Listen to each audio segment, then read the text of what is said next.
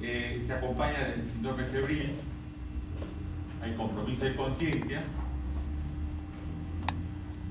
Si nosotros examinamos al paciente, hay signos meningios, Bruscinski, Kerning, rigidez de nuca, o a la inversa, rigidez de nuca, Bruscinski, Kerning, ¿no? Que son maniobras que nos demuestran que hay irritación meningia.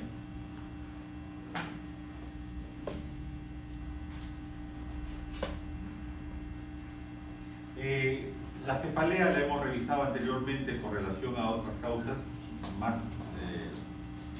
menos caóticas. En este caso hay que decir que la cefalea es aguda o subaguda, lo constante y intensa. El síndrome meningio la figura es que es intensa. Si es vascular es pulsátil, ¿no? Puede tener una localización generalizada global o puede tener una localización frontal, a predominio frontal u occipital. Si es occipital, el dolor se va hacia la columna, ¿no?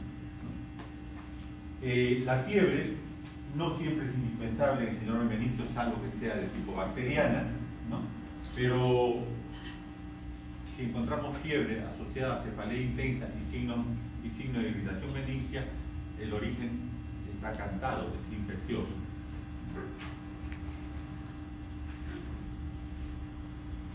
Otra de las características que acompaña en signología son los vómitos. Los vómitos tienen una característica muy especial. Son en proyectil, son en escopetazos, sin previas náuseas muchas veces, ¿no? Va paralela a la cefalea. El paciente dispara las náuseas, el vómito en forma explosiva, ¿no? A 1 o 2 metros de la pared llega el vómito a la pared, por eso que decimos que es en escopetazo, ¿no? Y si está cerca a los alimentos, pudiera acompañarse de náuseas.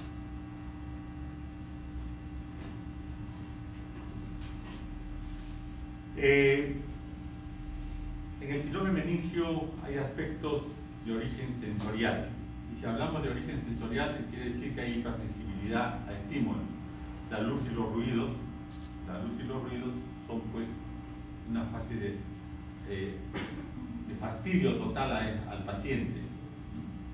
Hay una hipertresa cutánea, sintomatología sensitiva. Desde el punto de vista vegetativo, la raya de Trousseau, ¿no? Que es la aparición de una línea pálida que se enrojece rápidamente en la facie, en la región frontal fundamentalmente, pudiera orientarnos a que estamos ante él. Si hablamos de hipersensibilidad a los estímulos, ¿no? Esto significa que va asociado al trastorno de conciencia y puede ir desde la fase de convulsión mental hasta el coma. Ustedes ya han hecho la escala, ¿no? del estado de conciencia, por lo tanto imagínense todo el pasaje que puede llevar un síndrome meningio hasta el estado de coma, ¿no? Lógicamente, cuanto más profunda sea el hundimiento del estado de conciencia, el pronóstico de gravedad es más severo.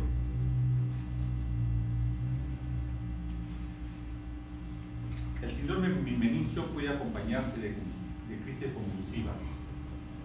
O a la inversa, las crisis convulsivas pueden acompañar al síndrome meningio, ¿no? Ya hemos hecho la clasificación de la misma, ¿no? Generalizada o focales. Las causas son diversas, puede ir desde un absceso cerebral de tipo infeccioso, pasar por una arteritis, como un infarto. Puede haber causas extracorpóreas, como son la alergia a la penicilina, ¿no? Y también se ve un problema, ¿no? En este caso de pacientes epilépticos.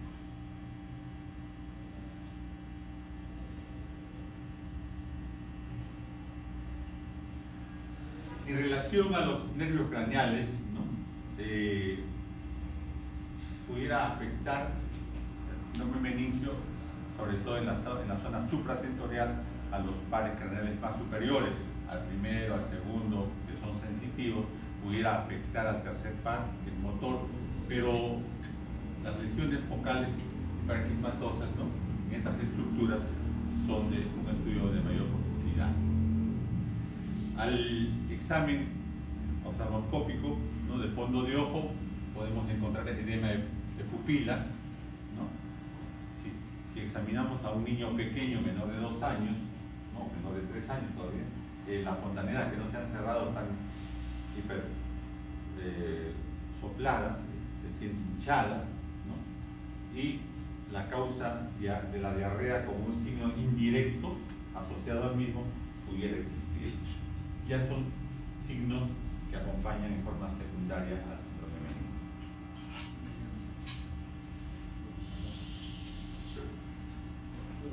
meningial. Las causas más frecuentes de la infección meningia, llegando a los estándares de estadísticas que hemos revisado, son hemorragias infecciosas, y en segundo, hemorragias subarachnoideas, ¿no?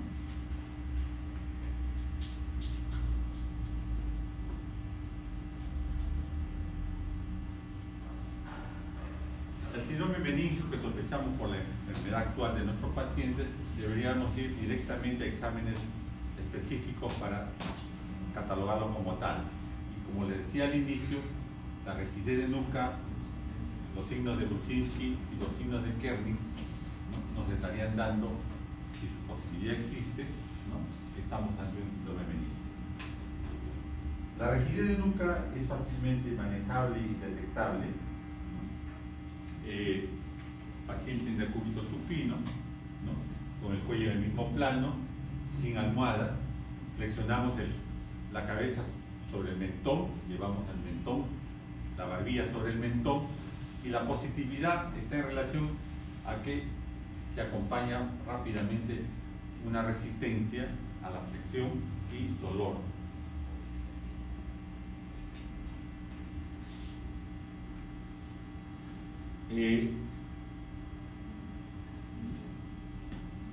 Paciente que rápidamente se pone la manita en esa zona, en la zona occipital, se lleva el mentón hacia abajo y sentimos nosotros la resistencia que existe. Lógicamente, ¿no?, hay que descartar otras anomalías como es una artritis o una lesión en el cuello en un paciente que tiene resistencia, ¿no?, de la nuca.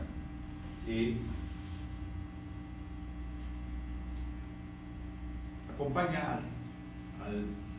a la rigidez de nuca otra maniobra, el Bruczynski 1.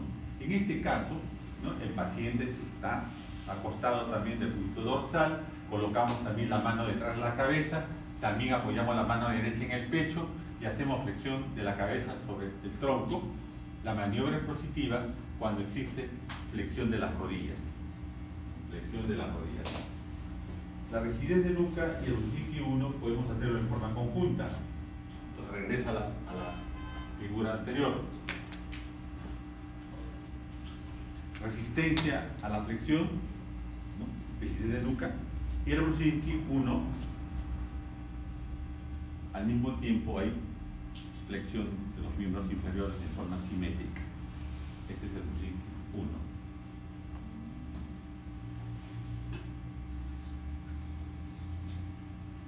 El 2, otro signo meningio que podemos buscar, es cuando el examinador flexiona la pierna sobre el muslo y este sobre la pelvis. ¿Qué sucede cuando es positiva? Si el lado contralateral, sin haberlo estimulado, también se flexiona. También se flexiona. Ahí lo tienen, ¿no? Se levanta, se superextiende el miembro inferior, por decir, del lado izquierdo, y el lado derecho, ¿no?, en forma contralateral también se flexiona. También se flexiona. Ese es el signo meningio de Bruczynski 2.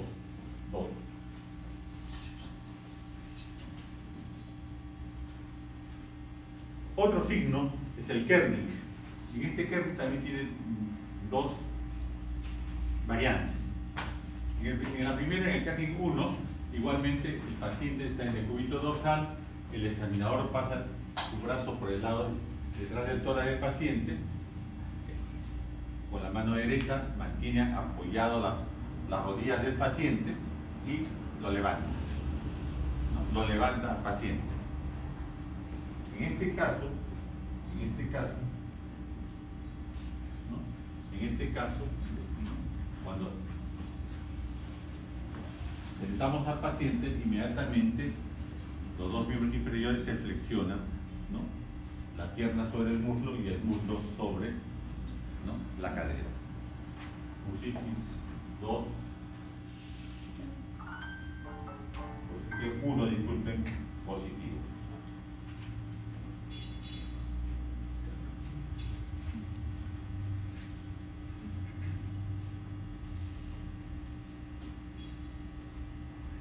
El Kearney 2, igualmente, el paciente está en decúbito dorsal, el examinador levanta la pierna en extensión y el miembro se ha elevado en cierta altura, y este signo se valorará en la siguiente forma. Cuando es doloroso, hace la misma extensión y es doloroso. El Kearney 2,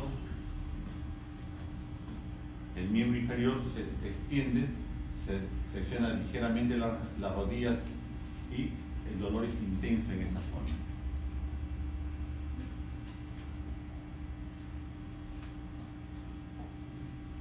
Entonces en el Kearney 2 se acompaña de dolor. Muy bien, ese es el síndrome meningio con sus variantes, sus causas y su forma de diagnosticar. Les decía que un síndrome asociado a este tipo de irritación meningia, ¿no?, puede ir acompañada de una signología que es el aumento del líquido cefalorraquídeo. Y en este caso estamos ante un síndrome de hipertensión endocraniana. Hipertensión endocraniana. Vamos a revisar este síndrome.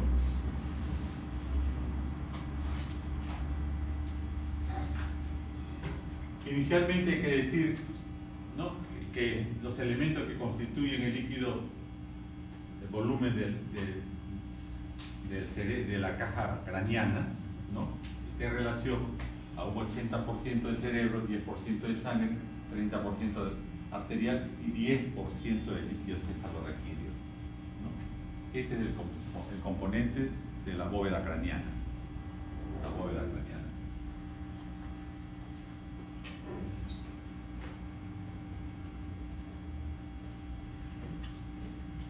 Si por algún motivo la masa craneana aumenta, ¿no?, la masa craneana aumenta, produce compresión sobre el líquido cefalorraquídeo y este sufre un desplazamiento, ¿no? Sufre un desplazamiento.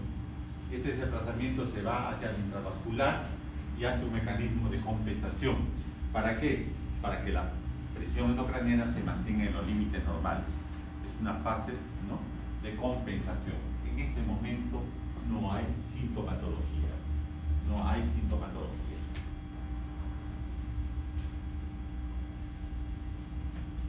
Pues bien, ¿a qué le denominamos síndrome de hipertensión endocraniana? Conjunto de signos y síntomas ocasionados por el aumento de la presión dentro de la cavidad craneal, debido a lesiones que ocupan espacios dentro del mismo. Al aumentar la masa encefálica, de una u otra forma afecta, ¿no?, el líquido cefalorraquídeo en su producción.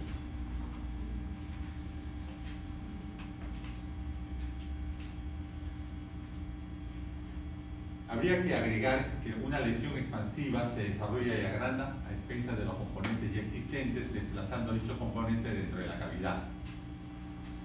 ¿Qué sucede con ello? La presión intracraniana, que normalmente es de 0 a 10 milímetros de mercurio, esto es 20 centímetros de agua, ¿no?, resiste un máximo de 20 milímetros de mercurio, ¿no? Después de esa presión, ya tenemos una hipertensión endocraniana moderada cuando sobrepasa la misma, o sea, más de 20 milímetros de mercurio, y es severa cuando sobrepasa los 40 milímetros de mercurio.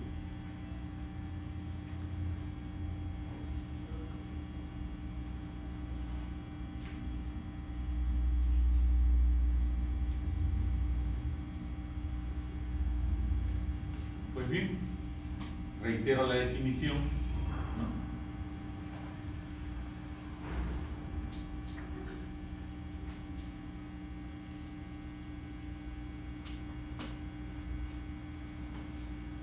Para eso hay que recordar que el líquido cefalorraquídeo, ¿no?, se produce a nivel de los plexos coroideos en cada ventrícula lateral, ¿no?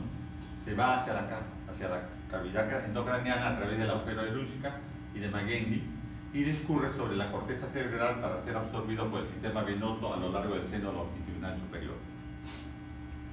La producción, el ingreso a la cavidad craneana y su desagüe a través, ¿no?, del seno longitudinal superior. Eso en condiciones normales.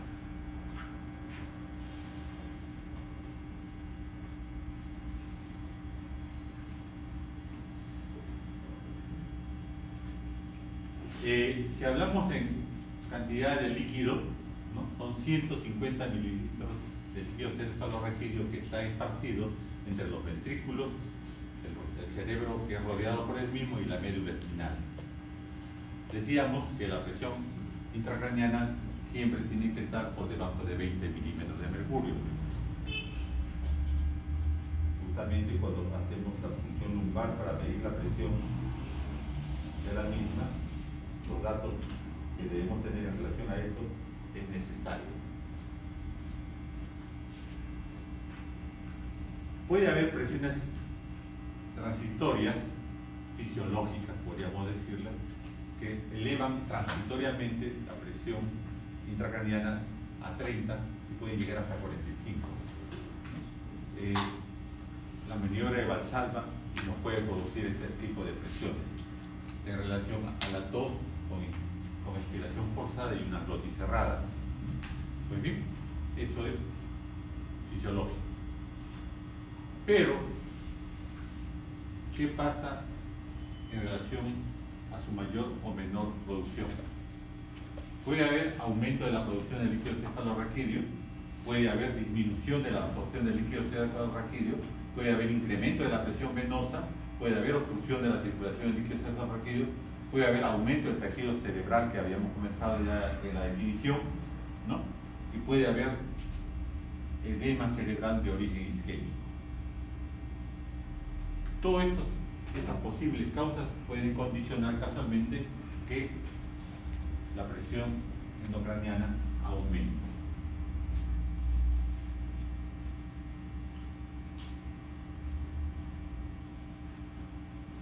Si nosotros lo dividimos en la forma de inicio, vamos a tener que hay lesiones expansivas de crecimiento rápido que puede producir hipertensión endocraniana, tumores, abscesos, quistes, granulomas, hemorragias y aneurisma cerebral. Durante la práctica hemos tenido la oportunidad de asistir a cirugía donde hay pacientes que han hecho hipertensión endocraniana y lo que nos manifiestan generalmente ellos es que su inicio fue súbito, ¿no?, dolores intensos, ¿no?, y búsqueda de una atención médica. En los 3 casos que revisábamos, el problema mayor era de tipo quístico a partir de la cistercosis. Los pacientes eran originarios de la sierra, uno era de Cajamarca, el otro era de Junín. Y estos pacientes tenían más que todo problemas de cefaleas. No hacían en un primer momento problemas motores ni sensitivos. Lo que sí encontramos en uno de ellos, ¿no?, que el paciente tenía problemas con el cuarto par, con el patético, la mirada oblicua superior estaba abolida, ¿no? Teníamos en ese paciente que había tenido problemas de tipo facial también, la comisión labial, la desviación estaba hacia la izquierda, pero ya estábamos ante un paciente que su hipertensión endocraniana, que había sido aguda, había pasado a ser crónica en un lapso de aproximadamente 2 años. En las 3 oportunidades que asistió al hospital se le hizo una derivación, ¿no?, utérica, y en las 2 primeras oportunidades se había obstruido en el camino de la vida. en un lapso aproximadamente de 7 a 8 años. Les cuento el caso en relación justamente a quistes. Hay afecciones con obstrucción del flujo del líquido cefalorraquídeo. El primero es expansivo. El segundo, obstrucción del flujo por líquido cefalorraquídeo. En este caso, las hidrocefalias congénitas o adheridas puede ser la causa primaria. Puede haber problemas de infecciones meningitídicas o meningoencefalitis y por lo tanto, en este caso, hay bloqueo del espacio subarachnoideo y no hay evacuación, no hay drenaje del líquido cefalorraquídeo, ¿no? Por la tremenda compresión endocraniana que se maneja, ¿no? También hay fracturas de cráneo.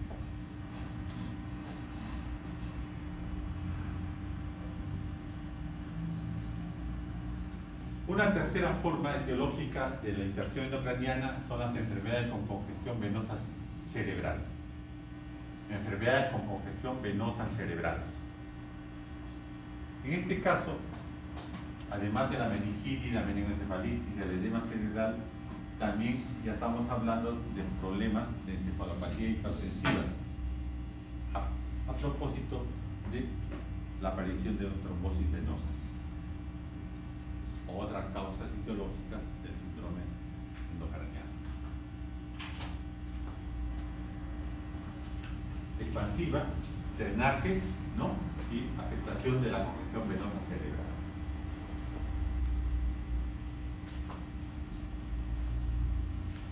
Fisiopatológicamente, la hipertensión endocraniana, ¿no? Se produce y se atribuye al mismo a la congestión venosa cerebral, lo último que habíamos visto, al edema cerebral, ¿no? Al aumento del líquido cefalorraquídeo en los espacios ventriculares.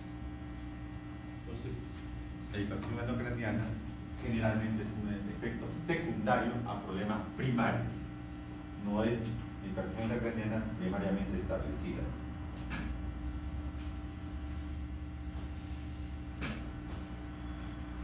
Si hablamos desde el punto de vista del origen, hay el vasogénico, hay el citotóxico y el hidrostático.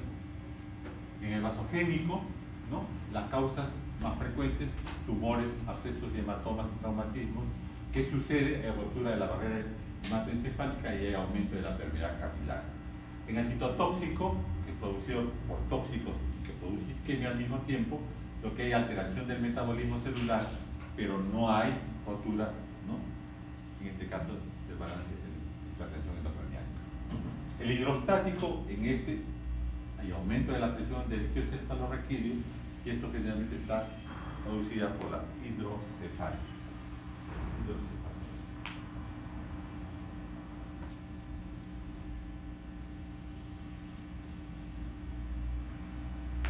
La hipertensión endocraniana, así súbitamente aparecida con la cefalea intensa del paciente como único signo que lo acompaña, ¿no? Va evolucionando progresivamente. Les decía que la primera etapa, ¿no? Lo que se buscaba intracranealmente es disminuir su producción, ¿no? Vegetativa, haciendo que haya una compensación. En este caso hay una modificación del volumen intracraneal a expensas del desplazamiento de uno de los componentes, el líquido cefalorraquídeo o la sangre. En este caso, en la primera etapa, no se observan variaciones cuantitativas de la presión endocraniana y si se producen es algo muy paulatino, ¿no? Generalmente no hay sintomatología. No hay sintomatología.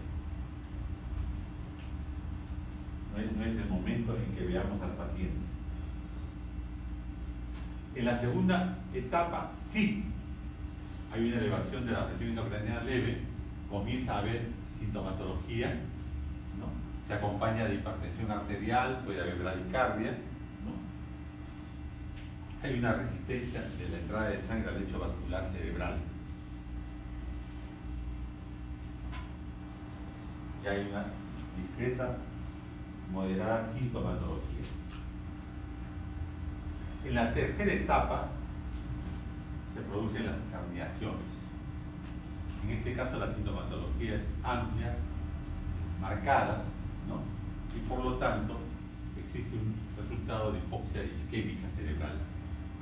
En la hipoxia y la isquemia cerebral, el compromiso del sensorio, el estado de conciencia, se va hundiendo, ¿no?, desde la somnolencia y puede llegar hasta el coma.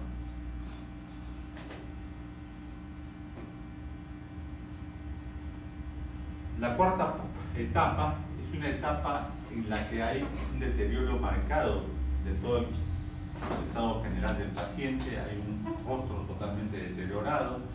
En este caso, generalmente ya el cuadro es así se hagan los actos quirúrgicos de drenaje, de descompresación, se hagan todos los elementos, el proceso es irreversible, ¿no? Es la fase final a la que nosotros no debemos llegar con nuestros pacientes y por lo tanto debe ser diagnosticada en la tercera etapa o en la segunda etapa. La historia clínica de nuestros pacientes es importante conocerla en relación básicamente a las famosas cefaleas.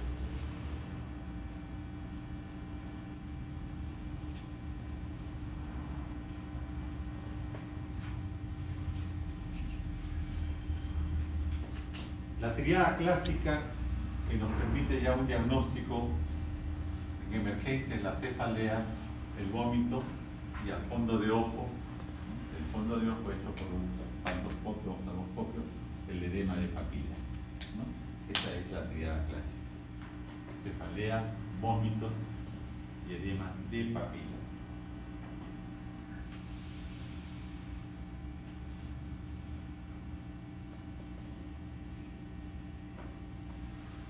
Revisando nuevamente síntomas iniciales: cefalea, después vómito, después somnolencia y después alteraciones psíquicas.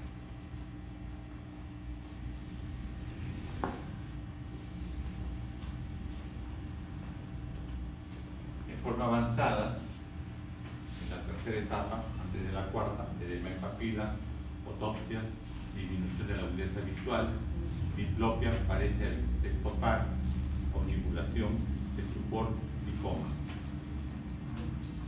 Por supuesto, en un momento dado ya la rigidez de la descerebración.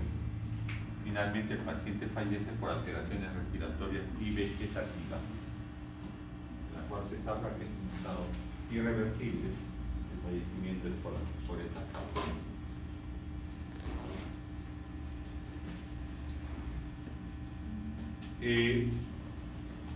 Cuando hablamos de sintomatologías, y en este caso de signología, ¿no?, la respiración de Cheyne-Stokes nos está hablando que el problema de infuria es a nivel del diacéfalo. Cuando tenemos un paciente con hiperventilación, con frecuencia respiratoria aumentada, ¿no?, el problema es el encéfalo. Y si existe ataxia respiratoria, sigue bajando y el problema es la protuberancia. El apnea y el paro respiratorio es porque hay compromiso de injuria a nivel de bulbo. También los niveles anatómicos, subsecuentemente, cuando va bajando, los compromisos son más severos.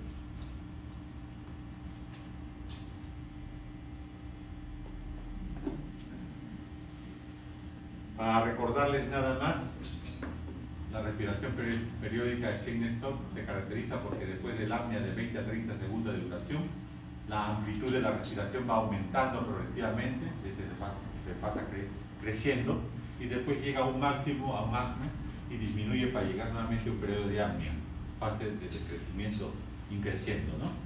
Esta secuencia se repite sucesivamente, ¿no? Se observa una insuficiencia cardíaca y algunas lesiones en el sistema nervioso central. Solamente para recordarles, porque esto lo han revisado en el aparato respiratorio.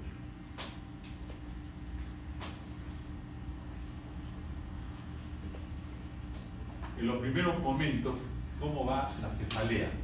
¿Cuál es la evolución de la cefalea? Tiende a presentarse al despertar o durante la noche. Mejora parcialmente cuando el paciente mantiene posición erecta.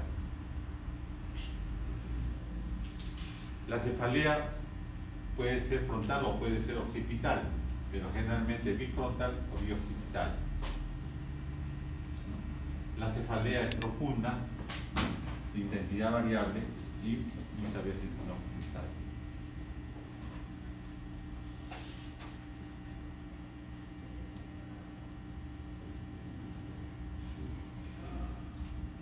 vómito, si es que existe, coincide con los momentos de mayor intensidad de cefalea. La mayor veces no se procede acompañado de náuseas, ¿no? Y si existe es en menor cantidad. El vómito, ¿no?, también es en proyectil.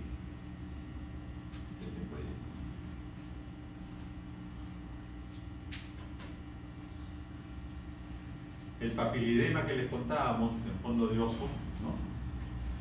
Hay hipertensión endocrinal que se desarrolla de forma gradual y paulatina, ¿no?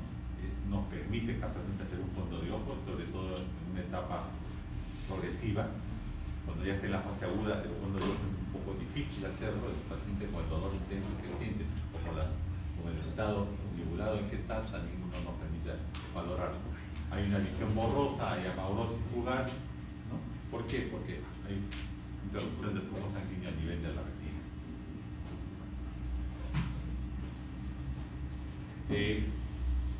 Los estados patológicos así desarrollados, lógicamente, si evolucionan rápidamente, pueden provocar, ¿no?, la muerte.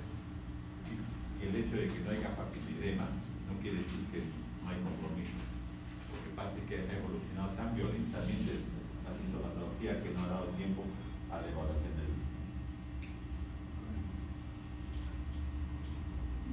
Ahí lo tienen: moramiento del borde papilar, elevación del disco papilar, ingurgitación venosa, ¿no?, cambios en la constitución morfológica de las venas.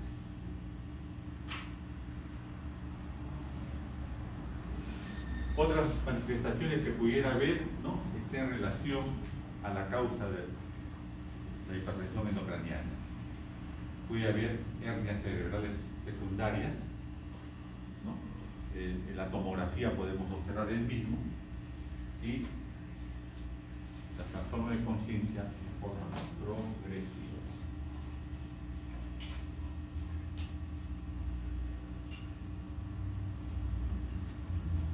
En forma sistémica, bradicardia inusual, vértigo, intolerancia a la posición, cambios mentales y convulsiones. También podemos tener pacientes con convulsiones. Estos son elementos secundarios a los que estamos refiriendo.